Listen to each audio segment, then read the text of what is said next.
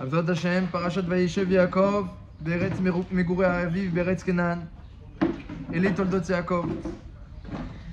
Yosef, Ben Joa Esre Shana, Yaro et Echav Batson, Vounaret Bene Vilav et Bene Zilpan et Shaviv. C'est toujours émouvant lorsqu'on commence les parachutes avec Yosef Hatzadik. Yosef, le préféré de ses frères, Ben Zekounim, ma chère Ben Yosef. Hein, Yaakov, il avait de l'amour, Ben Yuchad, pour Yosef, donc ça devait être quelqu'un d'important alors qu'il était encore jeune. Ben Zekounim, Onkelos dit c'est le fils de sa sagesse. Rachid ramène deux pirouchim, vieillesse ou sagesse, mais Onkelos il y a un petit peu une réa pour lui parce que Binyamin était déjà né, puisque Rachel l'a accouché et est décédée en l'accouchant. Donc si c'était parce que c'est son petit dernier, alors on aurait dû dire que Yaakov il aimait Binyamin par-dessus tout. C'est marqué qu'il aimait Yosef plus que tous les autres enfants. Après quand Yosef a disparu, alors il avait un kesher miyuchad avec Binyamin. Donc Onkelos nous révèle que Yosef c'était le fils de la sagesse, Ben Zekounim, fils de la sagesse, et pas le fils de la vieillesse d'après Onkelos.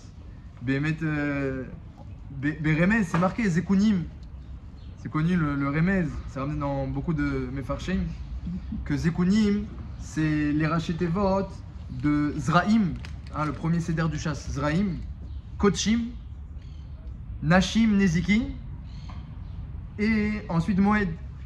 Donc dans Zekounim, il y a 5 des Shisha Sidrei Mishnah, il manque que Taharot. J'ai vu, il y en a qui disent que c'est pour ça que quand Yaakov il a revu Yosef 22 ans après, il a eu peur qu'il était Nitma en Égypte. Il n'a pas voulu l'embrasser. Il a eu peur qu'il était il n'a pas pris Taharot. À Kol Panim, Yosef c'était quelqu'un de très important, c'était quelqu'un de très élevé. Il a reçu Ketanen Passim, l'habit du Chacham. Et évidemment, ça a éveillé la haine, la jalousie. La Gemara dit, qu'est-ce qu'il a pas fait Yaakov de faire une différence entre ses enfants. C'est les rêves ou le passé? Dans la Gemara, on fait une Tochacha à Yaakov. Est-ce qu'il y a eu plusieurs raisons qui ont provoqué? En tout cas, une Tochacha à Yaakov, que c'est lui qui a fait descendre Yosef en Égypte, bien qu'il y avait pourtant eu un décret depuis Abraham Avinu qu'il devait descendre en Égypte. Mais on ne sait pas comment les choses se seraient passées s'il n'y avait pas eu cette erreur de Chinour, entre guillemets, à son haut niveau, parce que on imagine bien que Yaakov, il a bien réfléchi à chaque chose qu'il faisait. La Gemara dans Ktuvot dit que Yaakov était très pointueux dans le Chinour de ses enfants. Fais très attention, même lorsqu'il s'agit de Chinour au Derech Eretz, que chacun se couvre bien lorsqu'il fait froid et qu'il fasse attention à ne pas avoir d'insolation. La Gemara dit, tu crois que Yaakov faisait pas attention à bien mettre des manteaux à ses enfants? Donc Yaakov, il était très fort en Chinour, ben en Derech Eretz et ben en Chinour de la Torah. Mais sur ça, la Gemara dit que c'était une taout, ça a éveillé la haine et la jalousie, le fait de lui donner un habit qui montrait sa grandeur en Torah, bien qu'il faut faire kavod à la Torah. Dans ce cas-là, il aurait mieux fallu de ne pas faire kavod à la Torah. Donc, Yosef Hatzadik, à cause de la haine, de la jalousie, et comme vous avez dit, sûrement aussi à cause des rêves, Vayosifu Hot Senuoto, ça a rajouté de la haine, dit la Torah. Alors, sauf, il a failli être tué par ses frères, qui l'ont jugé Chayav Mita. Au final, ils l'ont jeté dans un puits. Grâce à l'intervention des Reuven, il est écrit que Reuven il a sauvé Yosef de ses frères en voulant le jeter dans le puits.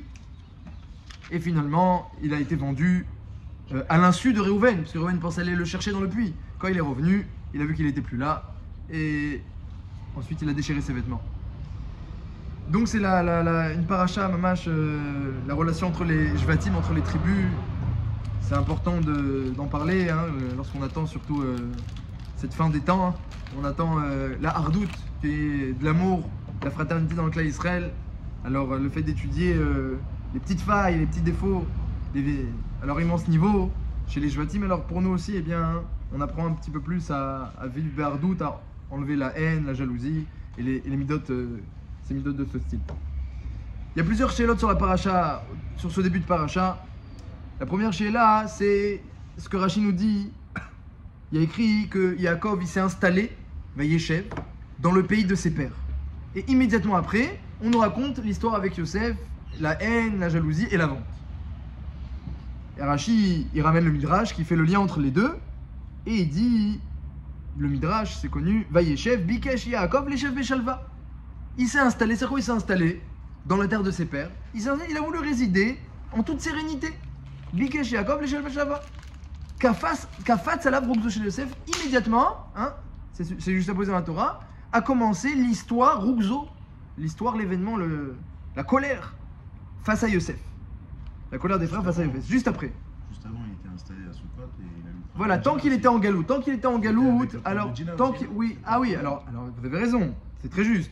Après tout ce qu'il a vécu Yaakov, il rajoute une Tosefet Rachouva. Après tout ce qu'il a vécu Yaakov, il a vécu, il s'est enfui d'Esav, ensuite Lavan, ensuite la rencontre avec Esav, avec le problème de Dina. Maintenant il arrive enfin en Canaan. Il veut respirer. Bigage Yaakov et Shalva. Immédiatement, le problème avec Yosef. Et pourquoi? Le Midrash il dit, qu'Akash Baruch Hu, il dit, ils veulent, les tzadikim, ils veulent Shalva Baolamazé, ils veulent de la sérénité dans ce monde-ci. Il va voir Yaakov. Ça lui suit pas, Olamaba, il veut la sérénité dans ce monde-ci, il va voir Yaakov et immédiatement il y a le problème. Et là, j'ai vu les Mefarshim, les Moussars, ils se demandent quel est le problème. Est-ce que Yaakov Avinu, il voulait la sérénité pour profiter de ce monde-ci? Yaakov, il voulait la sérénité pour pouvoir faire la Torah tranquillement. Comme tous les Chachamim, dit le Rambam, ils attendent le Olamaba que pour pouvoir, les Yemot HaMashiach, que pour pouvoir être libre de tous les halls, de tous les jougs, autres que ceux de la Torah et des mitzvot. Et qu'on voit qu'il Nikpeda. Dans le Rashi, il y a marqué Akadosh Baruch Hu a dit, dans le Midrash, c'est marqué Midat Adin a dit, ou le Satan a dit, c'est marqué dans le Midrash aussi. Alors, il y a une ta'ana sur les Yaakov Avinu, quoi, tu veux la sérénité dans ce monde-ci, tu veux la... On peut se demander quel est le problème, Surtout quelqu'un qui a intentionné les Shem Shamim, qui dit pas, moi je veux la sérénité parce que je veux des possessions, du plaisir, la hanaod, non, il a choisi le chemin de la Torah, mais avec sérénité. On voit qu'il y a une ta'ana, il y a une accusation sur Yaakov, et à cause de ça, immédiatement il a eu un problème. Et Behemet, dans Birkat Kohanim, eh bien, la bracha la plus importante, Veyasem Lecha Shalom. Et on n'a pas vu sur ça que nos sages, ils ont eu des ta'anot, des arguments à redire sur ça. La bracha la plus importante, c'est Shalom, comme la Gemara, elle dit qu'on finit Birkat Kohanim par le Shalom. C'est une Mishnah en réalité, la Mishnah dans Uktzin, c'est la dernière Mishnah du Chasse. La dernière Mishnah du Chasse, elle finit par le Shalom. Et elle raconte que la Mida de Shalom, c'est une idée extraordinaire. C'est grâce à elle qu'on peut recevoir toutes les brachot. Si le Shalom, il peut y avoir toutes les brachot. Il peut y avoir. S'il n'y a pas le Shalom, il ne peut pas y avoir de brachot. Parce que Hachem a trouvé, Yevarech Adamo Bashalom, n'a trouvé de cli pour recevoir les brachot que le Shalom. Comme ça, elle finit la dernière Mishnah du Chasse. Et les Mefarshim remarquent que c'est pas seulement la dernière Mishnah du Chasse, c'est la fin de la Mida. Baorata Hachem Amvarech Adamo Israël Bashalom. C'est la fin du Birkat Amazon, Ose Shalom, Bimromav, ou la fin aussi de la Mida, Ose Shalom. Et la fin de Birkat Kohanim, donc on finit toujours par le Shalom. Et jamais personne n'a dit comment le Shalom dans ce monde-ci. Non, on n'a jamais vu d'arguments ou de Hirurim, de Ta'anot sur la Mida de Shalom. Et là on voit que Yaakov Avinu, il voulait s'installer tranquillement. Akash Baruch Hu est venu, il a dit attends, c'est pas possible. Shalva Baolamazé, Shalva Baolamazé. J'ai vu le Mefarshim, le Khatam Sofer, demande. Mam, quel est le problème de Shalva Baolamazé? C'est une sheila. Il y a une différence entre Shalom et Shalva? Oh! Et il demande, notre ami, est-ce qu'il y a une différence entre Shalom et Shalva? C'est ce qu'on va essayer de éclaircir. C'est exactement ça. Et ben, c'est ça, on va éclaircir. Shalva, sérénité, Shalom, la paix. On va éclaircir les deux. C'est exactement ça la Nekuda. Donc qu'est-ce que Yaakov il voulait? À part ça, on a une question. Pourquoi Yaakov il a demandé ça? Bikesh. Pourquoi il a espéré, il a demandé ça? Qu'est-ce que j'aime le reprocher? Et ensuite, j'ai vu aussi la question posée, et la punition de Yosef. Pourquoi c'est exactement la juste punition de cette demande? C'est le problème avec Yosef. Et la disparition de Yosef. Où est la logique dans la punition également? Par exemple. Et à part ça, il y a une Nekuda aussi, c'est Moudgash, on le voit dans le verset, il a voulu s'installer, Vayeshev Yaakov, Be'eret Megure Aviv. Il a voulu s'installer dans la terre de ses pères. En disant, je suis arrivé à la maison, je suis dans la terre de mes pères, je vais m'installer. Et bien, on voit ce point-là, quand il rencontre Paro, Yaakov bien plus tard, il va descendre en Égypte, Yosef va se révéler en tant que... Quand le vice-roi va se révéler en tant que Yosef, donc il va descendre en Égypte, il va rencontrer Paro, et Paro lui dit alors, tu as l'air vieux, quel âge tu as? Il va dire, oh, c'est vrai que j'ai l'air vieux, mais parce que j'ai pas eu des bons jours comme mes pères. Yaakov, il a un argument qu'il a eu plus de nisyonotes que ses pères. J'ai pas eu des bons jours comme mes pères. Et là, il arrive dans la terre de ses pères, il veut s'installer tranquille, comme mes pères. On a l'impression que Yaakov, il se sent un petit peu... Mais on le voit dans le Midrash, quand Yaakov il est parti se marier, il a dit « Esaena et Harim ». Je lève mes yeux vers les montagnes, et Harim, c'est Aorim, c'est les Avot. C'est le même mot. Montagne et père, c'est le même mot parce qu'ils étaient grands et Avot comme des montagnes. Mais il y a votre comment je vais me marier? Mes pères, ils avaient de l'argent, ils se sont mariés avec des shidduchim et des chameaux remplis d'or et d'argent, comme dot. Et moi, j'ai rien, j'arrive avec un bâton et à peine des vêtements. Avram, il a eu énormément d'épreuves quand même. Oh, alors j'ai vu que le Khatam Sofer, il demande qu'Avram, il a eu énormément d'épreuves. Bravo, chef du Khatam Sofer et Yitzhak aussi. Et il se demande comment c'est que Yaakov, on a l'impression que dans plusieurs parachiotes, que il se sent différent des Avot, alors qu'il y a eu des Nisyonotes. Et on va essayer de voir Avdat Hashem un beau chilouk entre les Nisyonotes des Avot et Avraham Yitzhak et les Nisyonotes de Yaakov Bimiuchad. Et enfin dans la paracha, celui qui lit toute la paracha et fait attention à ça, il va voir que parfois on l'appelle notre Avinu, on l'appelle Yaakov, et parfois on l'appelle Israël. Et Bémet, si on regarde, il n'y a pas beaucoup de fois Israël. À chaque fois que Yaakov parle à Yosef ou est lié à Yosef, alors on voit le nom Israël. Dans les autres interventions, alors et Toldot Yaakov, on y écrit Yosef parce que on va annoncer qui sont les enfants de Yaakov, mais il n'y a pas un kécher entre les deux. Mais lorsque c'est marqué par exemple Ve'Israël A'av et Yosef ou Vayomer Israël et Yosef, alors là on l'appelle Israël. Ou lorsque Yosef va se révéler dans Parashat Veigash, parce que pendant tout le temps on l'appelait Yaakov, dans Veigash il va se révéler, alors on va lui dire, tu sais, Yosef est vivant, il va dire, ah, Yosef est vivant, Vayomer Israël, Yosef Rai. À chaque fois que, eh bien, il y a un kécher, un lien entre Yaakov et son fils, immédiatement on l'appelle Israël. J'ai vu que certains acharonim, eh bien, ils s'arrêtent sur ce point-là pour expliquer la grandeur du nom Israël et quel est le lien avec Yosef. Et enfin, parce que c'est bientôt Hanouka et qu'il y a eu de la demande, on ne peut pas parler de la paracha de Vayeshev sans parler de Hanouka. Alors, est-ce qu'il y a un lien entre la paracha de Vayeshev et Hanouka? Alors, il y a un lien dans la Gemara Shabbat. Il y a un lien dans la Gemara Shabbat. Rabbi Tanchum, un Rabbi Tanchum qui n'est pas beaucoup ramené dans la Gemara d'ailleurs, je ne sais pas si vous savez. Rabbi Tanchum, c'est l'auteur du Midrash. C'est un des plus grands auteurs du Midrash. À chaque fois, Rashi ramène le Midrash Rabbi Tanchum, Midrash Tanchuma. Alors, Rabbi Tanchum n'est pas beaucoup marqué dans le chasse parce qu'il s'occupe du Midrash, mais il apparaît comme ça des petites fois, et notamment dans Maseret Shabbat, là-bas, il dit deux enseignements, un sur Hanouka et un sur la parasha de Vayeshev, deux enseignements qui se suivent. Un sur Hanouka, un sur Vayeshev, et en plus c'est Rabbi Tanchum qui intervient, qui mate jamais. Alors je vais vous les lire, et on va essayer d'expliquer quel est le lien entre les deux, et pourquoi c'est Rabbi Tanchum qui nous les enseigne, parce que c'est important, c'est un enseignement assez pachout. Mais Rabbi Tanchum, c'est lui qui a été zoché de le dire dans Maseret Shabbat. Il dit Rabbi Tanchum, Ner shel Hanouka, chez Inicha lemala me'esri mama. Une bougie de Hanouka qui aurait été placée au-dessus de 20 amot, psoula, elle n'est pas cachée. Hein, si on a une maison où le plafond est très haut et vache qui amot, on place en haut, ou alors si on a une fenêtre qui donne sur la rue, la fenêtre est très haute par rapport à la rue, dès qu'il y a un décalage de esri mama entre la flamme et les gens, et le sol où il y a le Pirsou Manès, donc si c'est à l'intérieur, c'est par rapport au sol de la maison, si par rapport à la rue, c'est par rapport au sol de la rue, dès qu'il y a un décalage de Esrimama, on n'est pas yotzé dire Rabbi Tanchum. Comme dans Souka et comme dans Mavoy. Mavoy, là-bas aussi, il faut mettre une Kora, c'est un équerre, pour bien montrer la délimitation entre le Mavoy et la rue. Pour dire, là, on peut porter, après on ne peut plus porter, c'est que var Reshut Arabi. Ensuite, collé, Rabbi Tanchum a dit, le puits dans lequel Yosef a été jeté, collé. À bord Rekenbomaïm, c'est marqué qu'il était vide et il n'y avait pas d'eau. Évidemment, tout celui qui sait déduire de la Torah un petit peu, qui sait être midakdek, qui sait analyser, il voit qu'il y a une répétition claire. Le puits était vide, il n'y avait pas d'eau. Il n'y a pas besoin d'être Rabbi Tanchum, on aurait pu dire. Il a dit à Rabbi Tanchum, le puits est vide, il n'y a pas d'eau. De là, tu dis qu'il y avait autre chose. Qu'est-ce qu'il peut y avoir dans un puits? On part de l'eau. Des scorpions, des serpents, toutes sortes de choses qu'il y a dans un puits. Humide où il n'y a pas d'eau. Il y a des animaux, des bêtes, des shratzim. Et comme ça, il a dit Rabbi Tanchum, et c'est tout. Voilà, ça s'arrête là. Fin de l'enseignement de Rabbi Tanchum. Et donc j'ai vu les Mefarshim se demandent qu'est-ce qu'il veut Rabbi Tanchum. Le Torah Mima, il demande quel rapport entre les deux. Pourquoi Rabbi Tanchum il intervient. Et pourquoi personne d'autre n'a été Doresh. Que le puits il était vide, il n'y avait pas d'eau évidemment. Et s'il n'y avait pas d'eau, la Torah dit il n'y avait pas d'eau, c'est qu'il y avait autre chose. Ça sous-entend. Et bien, la question la plus grande, c'est que s'il n'y avait pas d'eau et des scorpions, alors pourquoi Reuven a voulu sauver Yosef en le mettant dans le puits? Hein, il écrit dans la Torah que Vayatil enu miyadam. Reuven a sauvé Yosef en le mettant dans le puits. Pourtant, Rabbi Tanchum, il nous dit qu'il y avait des scorpions et des serpents.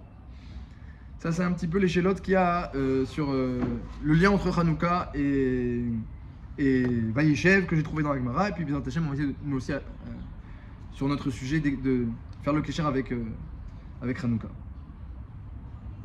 Alors, il y a un kécher très spécial, on l'a dit, entre Yaakov et Yosef, mis à part qu'il lui a enseigné la Torah, comme on a dit, toutes les 5 des 6 traités des 6 Zdarim, du chasse. 5/6 du chasse. Et puis il enseigne aussi, c'est marqué dans le Balatourim, il enseigne Meroumas dans les Psukim, Sodot à Torah, les secrets de la Torah. Yaakov, il les enseigne à Yosef. Passim, il lui a acheté une kétonnette, il lui a fait faire une kétonnette Passim.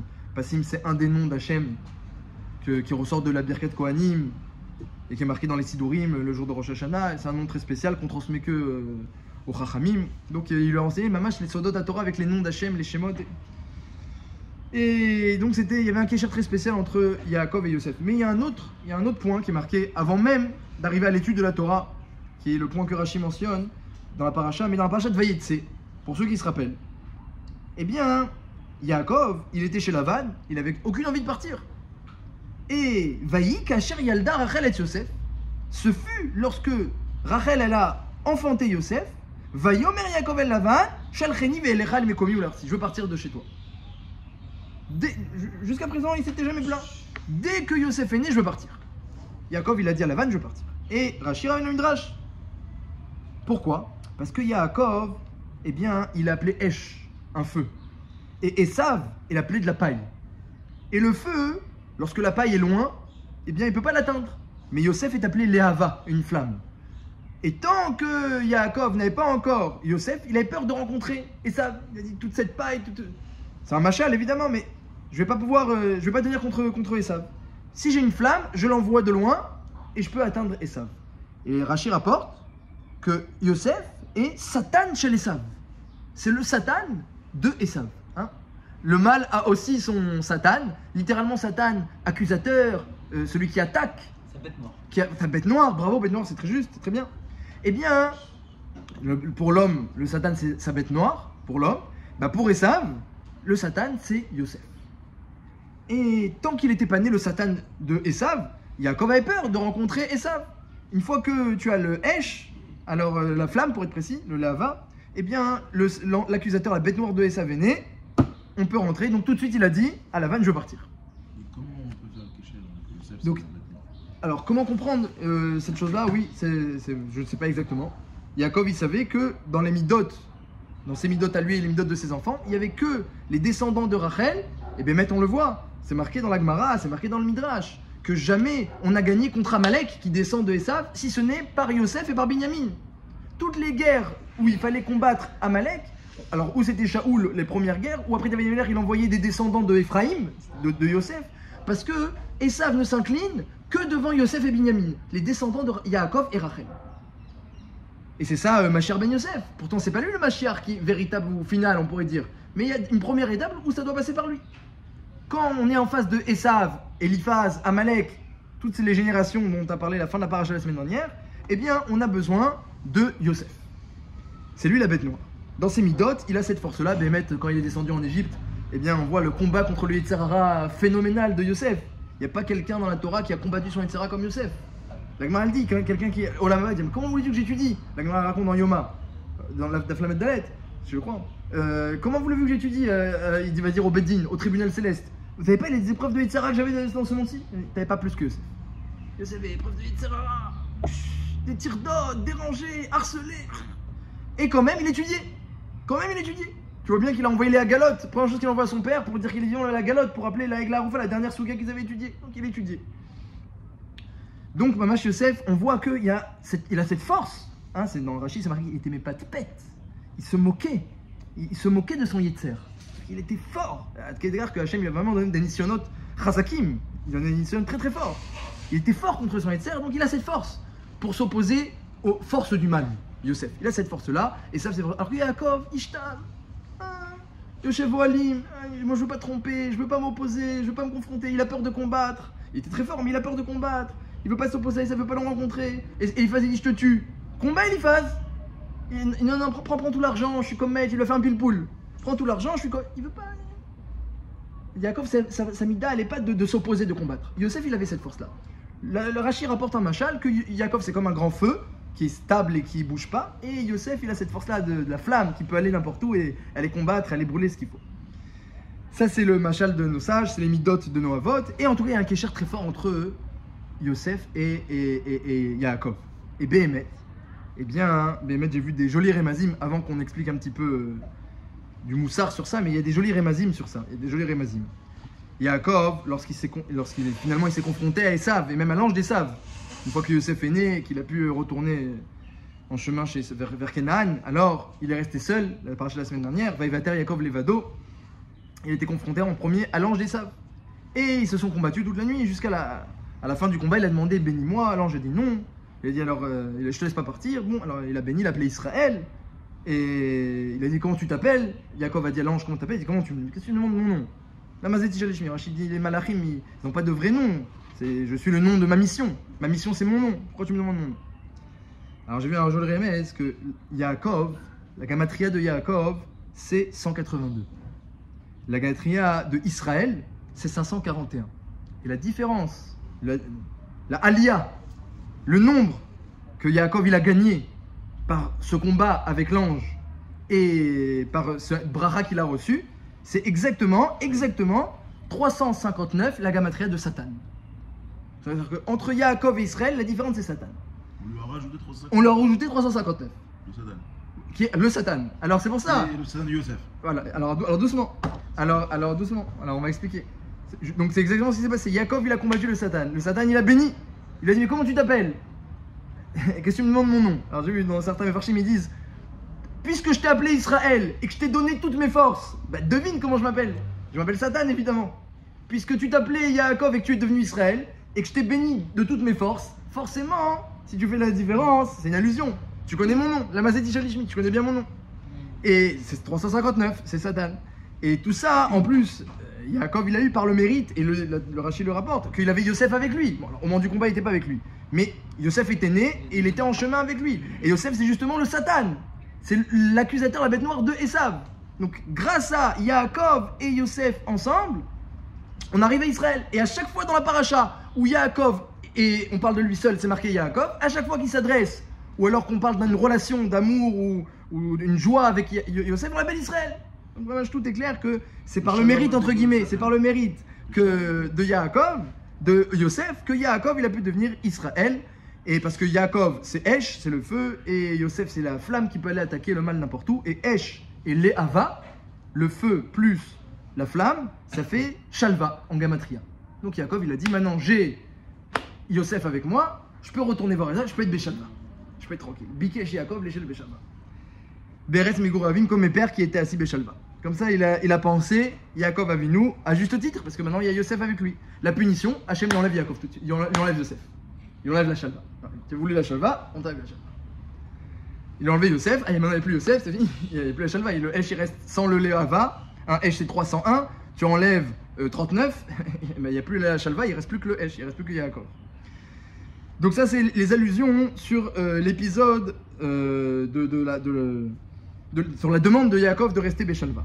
C'est les allusions. Maintenant, quel est le problème? On a dit. Quel est le problème et pourquoi Hachem lui a reproché? Alors ça c'est très joli, c'est la Gemara dans Psachim qui dit que dans ce monde-ci, il a dit la Gemara, parce que la Gemara elle remarque, c'est marqué Ve'aya bayom hahu hi Hachem echad u'shmo echad. Ce sera en ce jour-là que Hachem sera un et son nom sera un. Ve'aya bayom hahu hi Hachem echad u'shmo echad. C'est ce qu'on dit à la fin de la tefila. On espère très vite, prompt, une choix prompt, que le nom d'Hachem sera un. Alors la Gemara elle demande, mais pour l'instant, est-ce que Hachem il n'est pas un? Est-ce que son nom il n'est pas un? Comme ça le nom de la Gemara dans Psachim. C'est une notion très élevée, mais à notre niveau, on va essayer de comprendre ce qui sort d'ici. Alors, la Gemara répond que pour l'instant, il y a encore une notion de mauvaises nouvelles et de mauvaises choses sur Terre. Il y a encore des mauvaises choses. Je vois bien qu'il y a des choses sur lesquelles les gens disent Atov ve'ametiv, on bénit Hachem pour le bien, et il y a des choses où on bénit Hachem, Dayan Emet pour le mal. Donc il y a encore des mauvaises choses, des mauvaises nouvelles, il y a encore du mal sur Terre. Ce mal qui existe sur Terre, eh bien, c'est un manque d'unité et de perfection du nom d'Hachem. Donc Hachem, lui, il est parfait, Vada, il est parfait. Il est parfait, Hachem Echad, Ushmo Echad. Mais la révélation du nom d'Hachem sur Terre, elle n'est pas parfaite. Elle est manquante, la révélation d'Hachem sur Terre. Comme c'est marqué à la fin de Parashat Beshalach, oui, Kiyad al-Keska, Milchama Ba'amalek Dor. Il a Amalek, donc qui représente le mal sur terre, la main, Kes sur le trône, au lieu de dire qu'ici on dit Kes, Ka sur le trône de Hachem qui est appelé Yudke. Et donc les Mefarshim et le Zohar, ils ne se manquent pas d'expliquer que le nom d'Hachem c'est Yudke Vavke. Mais pour l'instant sur terre, eh bien à cause de la présence du mal, il y a un manque. Yudke c'est présent, c'est apparent, mais Vavke on voit pas. Et c'est justement ça le rôle du Klal Israël, qu'on est sur terre et nous on va essayer que la présence d'Hachem elle se révèle, le nom d'Hachem soit entier, de montrer que tout ce qu'Hachem fait c'est bien, d'y croire et de mériter que le bien se multiplie, se répande. Lorsqu'on avait le Beth Amikdash, Shlomo Ameler, il priait pour la paix dans le monde entier. Et la bracha, que les goïms disaient la bracha, qu'il manque rien dans le monde entier. Le monde était à son apogée lorsque le Klal Israël était à son apogée à l'époque de Shlomo Ameler. C'est ça le but du Klal Israël, que la révélation du nom d'Hachem elle soit entière. Lorsqu'un homme il vient, il demande à Hachem qu'il fasse du chesed et de la rachamim, il peut se sentir égoïste, mais c'est pas égoïste en réalité. Peut-être toi tu le demandes de façon égoïste, peut-être. Mais au final, tu es en train de réaliser quelque chose de très grand. C'est que pour l'instant, qu'il y a des manques sur terre et qu'il y a du mal, le nom d'Hachem, il ne peut pas se révéler entièrement. Il y a Dalkeska, il n'y a que Yudke. Et grâce à toi, si tu pries que le chesed et la rachamim, la bonté et la miséricorde, elles se multiplient, eh bien, le nom d'Hachem, il pourra doucement se compléter. Alors, eh bien, c'est justement ça, on a dit le rôle du Klal Israël, et aussi, c'est aussi le rôle des épreuves. Quand Hachem, il envoie à un homme des épreuves, alors, il y a deux sortes d'épreuves, le Ramban il dit. La première épreuve, la plus simple, c'est lorsque un homme, il a fait aucune avéra, mais qu'Hachem, il sait qu'il a des forces en lui. Il a des midot, il a des forces. Et il veut donner, dit le Ramban, une récompense à l'homme, pas seulement pour son bon cœur, mais aussi pour la révélation de son bon cœur. Comme ça, il dit les mots du Ramban. Il ne veut pas seulement récompenser sur la marche avant, il veut récompenser aussi sur le masse. Alors, il donne à un homme une épreuve, juste pour faire sortir le bien qui est en lui. Donc, c'est encore une fois, c'est pareil. C'est que le nom d'Hachem, quelque part, il n'est pas encore révélé entièrement. Il y a du bien en nous qui n'a pas encore pu jaillir et éclairer le monde. Et Hachem, il envoie une épreuve juste pour que ce bien-là, il sorte et que on puisse avoir encore plus de bien dans le monde. Donc là aussi, l'épreuve, elle est positive parce qu'elle fait sortir eh bien, un petit peu plus de bonnes midotes et de bonnes choses. Et ça vient d'Hachem. Donc c'est quand un homme il a une épreuve et qu'il a réussi, il a complété le nom d'Hachem à un certain niveau. Et même les épreuves qui viennent à cause des fautes, parce que parfois un homme il a des épreuves à cause des fautes, mais c'est réfléchi, c'est comme vous avez dit, c'est Midak et Yenda, c'est réfléchi, c'est qu'un homme, il a malheureusement pu voiler un petit peu le nom d'Hachem par ses fautes, et Hachem a envoyé une faute, une punition ou une épreuve qui va être l'exacte réparation. Et si il tient bon, et il arrive à surmonter l'épreuve, Barthénoura dit par exemple, en ce qui concerne les épreuves d'Avraham Avinu, qu'il n'a pas d'arrière-pensée, comme Avraham Avinu, qu'il n'a pas d'arrière-pensée sur Hachem. Il accepte l'épreuve, et il la surmonte, il tient bon. Eh bien, le nom d'Hachem aussi pourrait être complété. Il pourrait exactement réparer et compléter le manque qu'il avait provoqué, par exemple, par ses fautes. Donc à chaque fois qu'il y a une épreuve, ça vient compléter le nom d'Hachem. La différence entre Shalom et Shalva, vous avez dit, c'est exactement ça. Un homme, il peut avoir toutes les brachot d'Akadosh Baruch Hu, avec le Shalom, qui est le cli pour recevoir les brachot, l'harmonie, la paix, la birkat kohanim, mais sans que ça exclue les épreuves. Akadosh Baruch Hu, il va envoyer des épreuves, comme il a envoyé au Avot, Avraham et Yitzhak. On n'a jamais vu qu'il manquait de Shalom Avraham et Yitzhak. Il y avait la Shrina, la nuée au-dessus de la tente de Yaakov, de Avraham et de Yitzhak. Yaakov, il y avait des périodes où il avait la Shrina, il y a des périodes où il n'avait pas. Lorsqu'il a perdu Yosef, Avraham Kolpanim, chez Avraham et Yitzhak, c'était Kavua. Il y avait la Shrina, ce qui est aussi symbole de Shalom. Il y a le Shalom. S'il y a la Shrina, c'est qu'il y a le Shalom, parce que Hachem il vient que de Shalom. Et donc les Avot, ils avaient des épreuves, parce que le Shalom n'exclut pas l'épreuve. Ça n'exclut pas l'épreuve, parce que l'épreuve, au contraire, elle va faire encore plus grandir le nom d'Hachem, encore plus faire grandir le bien dans le monde. Lorsque un homme il surmonte l'épreuve, en plus l'épreuve c'est quelque chose, ça touche des fois à des points sensibles, ça touche des points, des fois c'est du rat, ça intervient par une épreuve difficile. Donc le combat contre le rat et le fait de surmonter, d'effacer ce rat-là en question, ça fait encore plus grandir le nom d'Hachem. Tu as réussi à enlever la main d'Amalek sur le nom d'Hachem en surmontant ton épreuve. Et ça n'exclut pas du tout, c'est pas du tout exclu par la notion de Shalom. Shalva, la sérénité, la tranquillité. Tranquille, ça c'est sans épreuve. Shalva, c'est sans épreuve, dit le Khatam Sofer. Et Shalva, Shal, ça veut dire enlever, comme il a dit Hachem à Moshe Rabbeinu, Shal na'alecha ma'al raglecha, enlève tes chaussures, l'endroit est kadosh. Shal vavke, enlève vavke. Ça veut dire la sérénité, la tranquillité sur terre, c'est enlever le vavke. Sur terre, la sérénité, j'enlève la présence d'Hachem parce que quelqu'un qui veut la tranquillité, il veut pas d'épreuve. Donc il veut pas d'épreuve. Alors comment tu vas révéler le nom d'Hachem sur terre? D'où il va sortir le bien? ou tu vas t'opposer au mal et à Amalek pour révéler le nom d'Hachem entièrement. Moi je veux la sérénité. Quand il dirait que Yaakov, il a pensé que par la mitzvah c'est aussi révéler le nom d'Hachem. Il y a aussi Vavke, un mitz, c'est en Adbash, c'est Yudke, et Va, c'est Vavke. Donc Yaakov il a dit, moi j'ai les mitzvot, je peux aussi révéler le nom d'Hachem Vavke par les mitzvot. Et Torah, il y a aussi Vavke dans Torah. Quand on étudie la Torah et qu'on sait l'appliquer dans ce monde-ci, ça révèle aussi le nom d'Hachem. Il a pensé ça me suffit. Mais Yaakov, il avait aussi la mission de révéler le nom d'Hachem par chacune des épreuves. Et les Avot aussi, ils avaient. Et j'ai vu, dit le Khatam Sofer, que la différence entre les Avot et Yaakov, c'est la suivante. C'est que les Avot, eh bien, ils étaient contents de leurs épreuves. Ils demandaient les épreuves, ils voulaient les épreuves. Avraham Avinu, il attendait les nisyonotes d'Akadosh Baruch Hu, Yitzhak aussi. Et Yaakov, lui, la différence, c'est que les épreuves qu'il a eues, elles étaient contre son gré. Et quelque part, lorsque quelqu'un il veut son épreuve, quelque part, il ne le vit pas comme quelque chose de difficile. Avraham Avinu, par exemple, c'est marqué, on l'appelle Ivri, l'hébreu. Il s'appelait Ivri parce qu'il était d'un côté du monde, et tous les autres de sa génération étaient de l'autre côté. C'est une épreuve quand même, d'être d'un côté, tout le monde est de l'autre côté, tout le monde te veut du mal.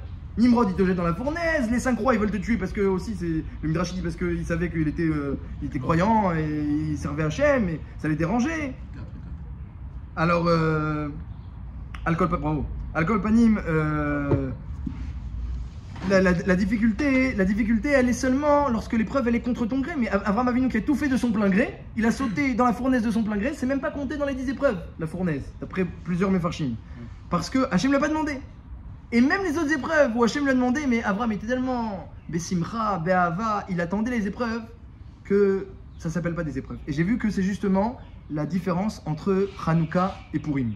Parce que dans le premier siman du Shulchan Aruch, il y a une shéla, pourquoi à Purim il y a une mitzvah de faire des bons repas.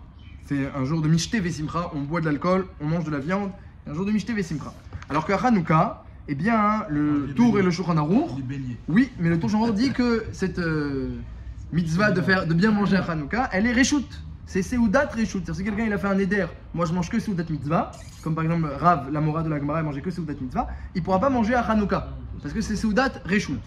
Alors après, les Acharonim, ça c'est Nifsak dans le Tour, dans le Shulchan Aruch. Les Acharonim, ils ramènent le Rama, qu'il y en a qui disent que ce serait aussi Seudat Mitzvah, parce qu'il y a une inauguration du Mizbeach à l'époque des Hashmonaïm. Il y en a qui disent que c'est pas Seudat Mitzvah, mais si tu rajoutes des vrais Shirot Vetishbachot, des louanges à Hachem et des divrei Torah, ça peut devenir Seudat Mitzvah. En tout cas, le Ikar Adin, eh bien, c'est que c'est pas une Seudat Mitzvah. Alors que Purim, c'est une vraie Seudat Mitzvah. Alors j'ai vu les Mefarshim, le Levouche, le bar sur le Tour et Shulchan Aruch. Ils se demandent quelle différence entre les deux fêtes. Les deux, il y a une grande Hatzala. Pourquoi il n'y aurait pas dans les deux une Seudat Mitzvah? Et c'est connu la différence. Le Levouche, il dit que à Hanouka, alors, l'épreuve, elle était d'ordre spirituel. Que les Hashmonaïm, bien que c'est marqué dans le Rambam et dans le Mishnah Berurah, c'est rapporté que les Grecs, Pashtou Yedéhem Bemamonam ou Bibnotéhem, ils prenaient leur argent, ils prenaient leurs filles, et à Tsarlem Meod, ils leur ont fait beaucoup de tsar, de souffrance. Ils ont fait beaucoup souffrir. Mais tout ça, c'était seulement parce que les Juifs, ils s'opposaient aux Grecs. Celui qui était d'accord de marier sa fille avec un grec ou de ne pas faire une choupa, de ne pas faire un mariage religieux, les Grecs ne l'embêtaient pas. C'est seulement ceux qui s'opposaient à l'hellénisation qui devaient être confrontés aux Grecs. Les Grecs, ils ne voulaient pas tuer les Juifs. Ils voulaient seulement les assimiler. Donc, toutes les épreuves qu'il y a eu, c'était quelque part de bon gré. On était content de s'opposer aux Grecs et de devoir jouer à la toupie au lieu de pouvoir étudier clairement la Torah devant tout le monde. Donc, quelque part, c'est pas vraiment un isayon, c'est pas vraiment une souffrance. Quand il y a une épreuve qui est comme ça, d'ordre spirituel, et toi-même tu es d'accord de la surmonter, tu n'es pas d'accord de t'assimiler. Il y a eu certains qui se sont assimilés. Ils ont peut-être moins d'épreuves matérielles. Mais ceux qui ont eu des épreuves matérielles, parce que par leur choix religieux comme Avraham Avinu, ça s'appelle pas une épreuve matérielle, c'est ton choix. C'est ton choix, c'est pas une épreuve matérielle. Alors juste une épreuve spirituelle, qu'ils veulent pas te laisser étudier. Donc Bémet, t'as moins étudié. Et t'as moins pu faire les mitzvot, et ils ont empêché de faire l'allumage de la menorah, c'est marqué dans le Midrash, ils ont dit la menorah elle brûle tout le temps, et grâce à ça eux ils sont forts tout le temps, on va éteindre la menorah et ils pourront plus être forts, comme ça dit le Midrash, rapporté dans le bar. Quand ils ont rallumé la menorah, alors Bémet ça a été une grande simcha, mais une simcha d'ordre spirituel, et donc on a été mitaken, le hallel, l'allumage des bougies, et de toutes sortes de mitzvot d'ordre spirituel. Et les issourines, les souffrances qu'il y a eu d'ordre matériel ne sont pas comptées comme des souffrances, parce que quelque part, c'était ta volonté, tu étais content. T'étais content. Ça veut dire, tu l'as pas vécu comme une souffrance. T'étais bien content de t'opposer aux Grecs.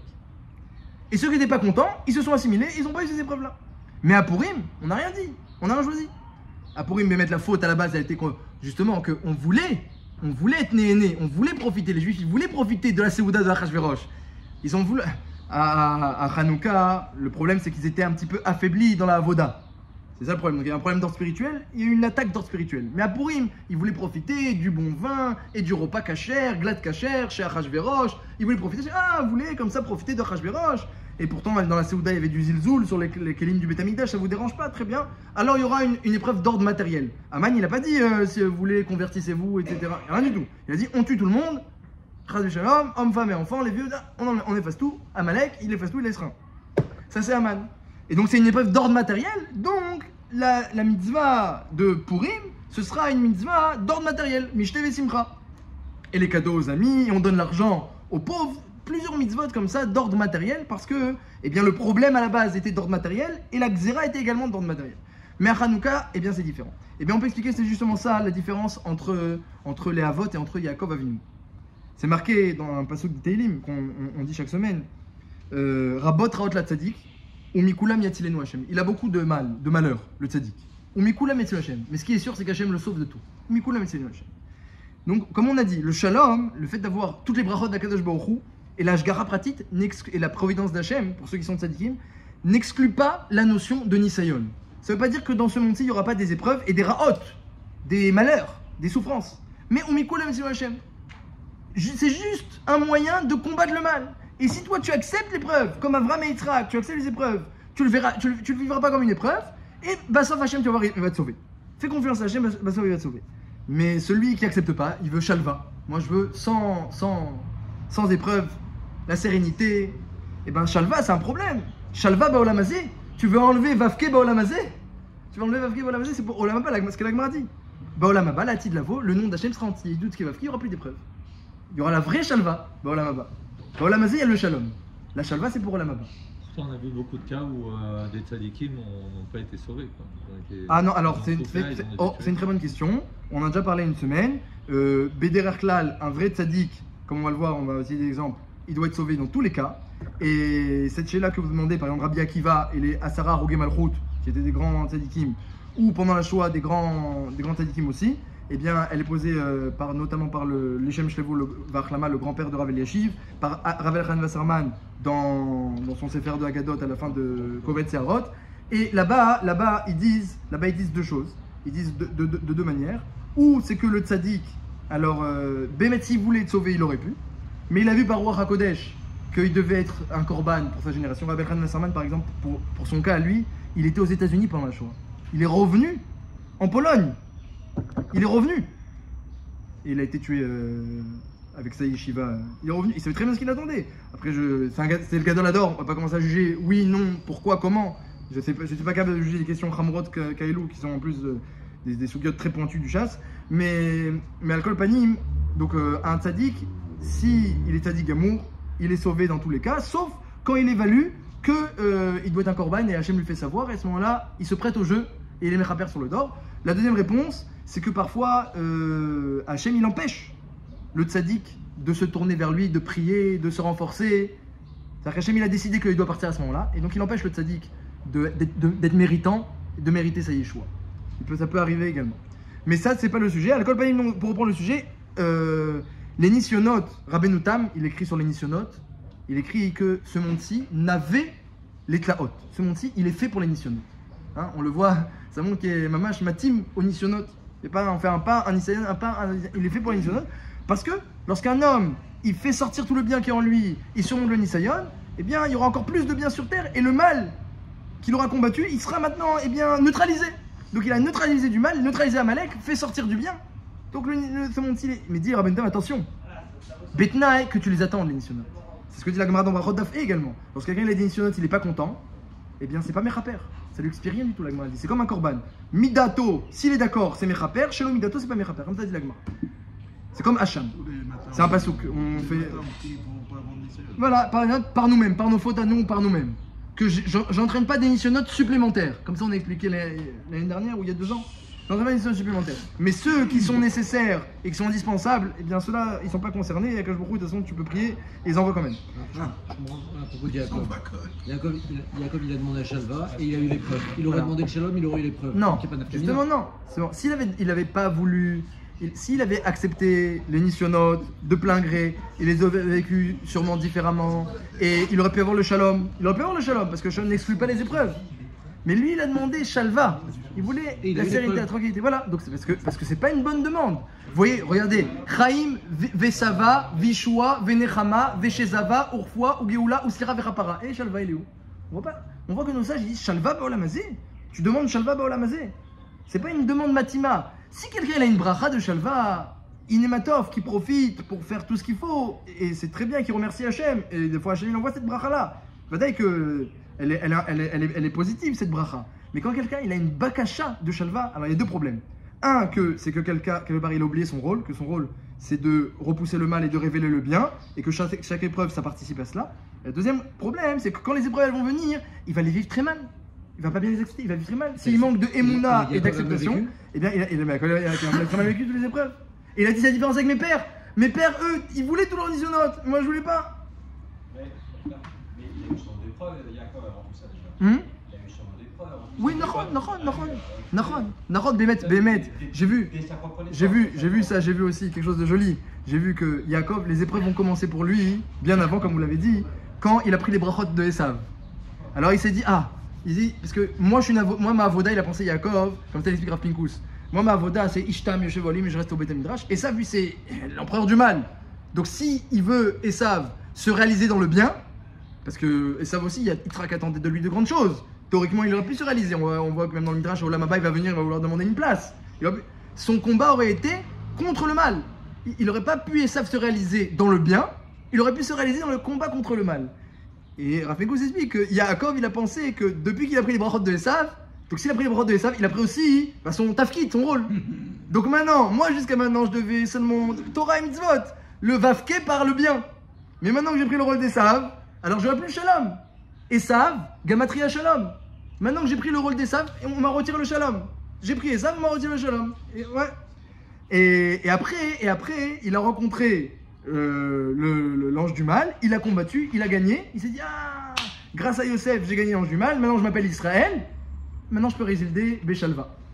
C'est ça le rejbon de Yaakov. Mais sur ça, Hachem dit non, Shalom tu peux résider Béchalom, mais Shalva c'est encore une autre chose.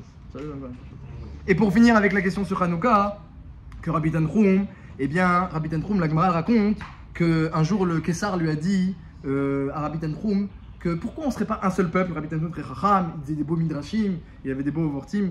Alors le Kessar l'aimait beaucoup. Alors le Kessar dit pourquoi on ne serait pas un seul peuple, tous ensemble, un seul peuple. Qu'est-ce qui manque, qu'est-ce qui empêche? Mimé Akev, il a dit une chose qui empêche. Il a dit Tachéla, elle est posée dans la Torah. C'est Shrem et Hamor, le parachat de la semaine dernière, qui ont demandé à Yaakov pareil. On a un seul peuple, nos filles prennent se marient avec vos fils, nos fils avec vos filles, etc. Il a dit mais on peut pas, vous n'êtes pas circoncis. Alors il a dit on peut pas Rabbi Tanchum parce que eux ils étaient contre la circoncision. Il a dit au Kessar vous pouvez pas parce que vous voulez pas vous circoncire. Il l'avait. Alors Kessar il lui a dit c'est une très bonne réponse. C'est une très bonne réponse. Mais tu sais qu'est-ce qui attend à celui qui donne une très bonne réponse au Kessar? Qu'est-ce qu'on fait à quelqu'un qui répond au Kessar et qui le bloque? D'Atolamite on le tue. Elle est tellement bonne ta réponse que d'Atolamite. Il a pris Rabbi Tanchum, Kessar, et il l'a jeté dans la fosse au lion, une fosse d'animaux sauvages. Alors, il est arrivé là dans la fosse, ils ont tous regardé, les animaux sauvages, ils n'ont pas touché Rabbi Tanchum. Alors après, il y a un qui est passé par là, et qui a dit, oui, parce que ils n'avaient pas assez faim, les animaux. Ils ont dit, on va voir. Ils l'ont poussé, ils ont fait qu'une bouchée de lui. Et Rabbi Tanchum n'a pas touché. Donc ils l'ont sorti de la fosse, et Rabbi Tanchum, il a expliqué ensuite que, même si Réhouven, il a expliqué ensuite que Réhouven a jeté dans le puits Yosef, et le puits était vide, il n'y avait pas d'eau. Il n'y a que Rabbi Tanchum qui a dit il n'y avait pas d'eau mais il y avait des scorpions, parce que personne n'osait dire cette dracha. Parce que s'il y a des scorpions, alors comment la Torah elle dit que c'est une hatzala, c'est un sauvetage? Mais Rabbi Tanchum qui avait vécu l'épreuve, il savait que quelqu'un qui est tzaddik et qui se tourne vers Hachem, même lorsqu'il est à côté des bêtes sauvages, c'est un sauvetage pour lui. Mieux vaut les bêtes sauvages que les frères de Yosef. Les frères de Yosef, ils ont le libre arbitre. Évidemment, ils ne peuvent pas faire quelque chose contre la volonté d'Hachem. Mais quelqu'un qui a le libre arbitre du Lora Chaim Akadosh, il peut quand même faire du mal, plus. Mais les bêtes sauvages, elles écoutent la volonté d'Hachem à 100%. Et s'il y a un tzaddik devant eux, alors ils ont peur du tzaddik. Ils vont pas s'approcher de lui. Donc Rabbi Trouve, il a écrit les preuves, ça va pas déranger d'expliquer ça. Mais Vadaï que Réhouven lui-même, s'il avait vu les scorpions et les serpents de ses yeux, il n'aurait pas jeté Yosef là-bas. Donc il n'avait pas vu. Pourquoi il n'avait pas vu? Parce que le puits, dit le Torah Mima, était profond de 20 amot. Alors il a dit Rabbi Trouve, celui qui met les bougies de Hanouka au-dessus de 20 amot n'est pas quitte. Et il a dit les deux mêmes rotes en même temps, dit le Torah Mima. Et que Réhouven, il a oui voulu sauver Yosef, et que les bougies de Hanouka au-dessus de 20 amot, eh bien, l'Oshal Tabéena, on voit pas bien, c'est difficile d'avoir accès bien.